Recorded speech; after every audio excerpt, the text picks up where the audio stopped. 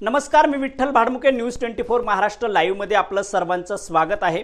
खरं तर न्यूज 24 महाराष्ट्र लाईव्हने 2 दिवसांपूर्वी त्र्यंबकेश्वर मंदिर देवस्थानची एक बातमी दाखवलेली होती. एक स्टिंग ऑपरेशन आपण केलेलं होतं आणि त्या स्टिंग ऑपरेशनमध्ये असं आढळून आलेलं होतं की मंदिरामध्ये दर्शन घेण्यासाठी पैसे घेतले जातात असा जो दावा करण्यात आलेला होता.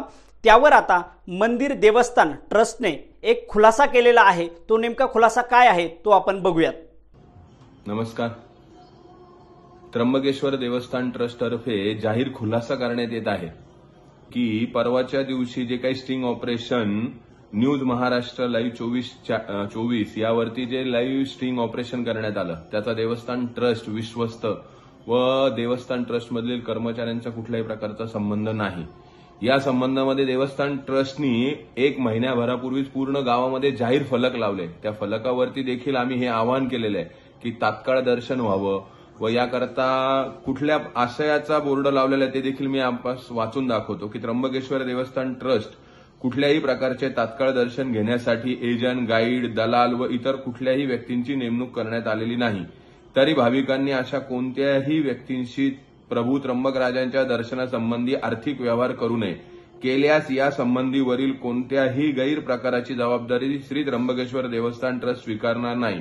अशा आशयाचे बोर्ड आम्ही या अगोदर देखील त्र्यंबकेश्वर पूर्ण नगरीमध्ये लावलेले आहे.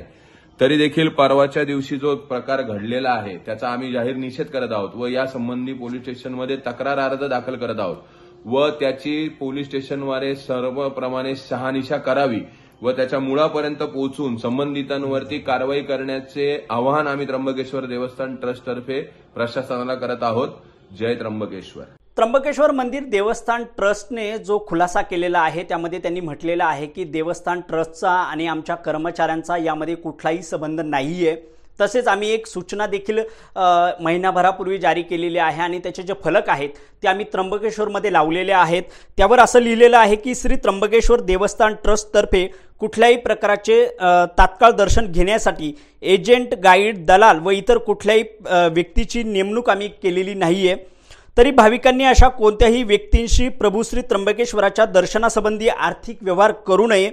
केल्यास या संबंधित वरील कोणत्याही गैरप्रकारची जबाबदारी श्री त्र्यंबकेश्वर देवस्थान ट्रस्ट स्वीकारणार नाही याची नोंद घ्यावी असे फलक जे आहेत ते त्र्यंबकेश्वरमध्ये लावण्यात आलेले आहेत. त्यामुळे आता त्र्यंबकेश्वर देवस्थान ट्रस्ट या संदर्भात पोलीस स्टेशनमध्ये देखील तक्रार देणार आहे असंही त्यांनी म्हटलेलं आहे आणि याच्या मुळापर्यंत जावं असं त्यांनी आवाहन केलेलं आहे.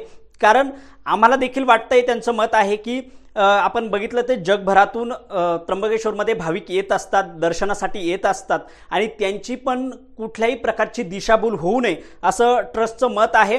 मात्र आमचं देखील न्यूज 24 महाराष्ट्र लाईव्हचं आपल्या सर्वांना आव्हान आहे की असे जर कोणी एजंट, गाईड जर तुमच्याकडे आले किंवा तुम्हाला कुठे दिसून आले तर या संदर्भात तुम्ही तक्रार करा. मात्र अशा व्यक्तींना दर्शनासाठी कोणीही पैसे देऊ नका. इथेच थांबूयात. तोपर्यंत पाहत राहा न्यूज 24 महाराष्ट्र लाईव्ह.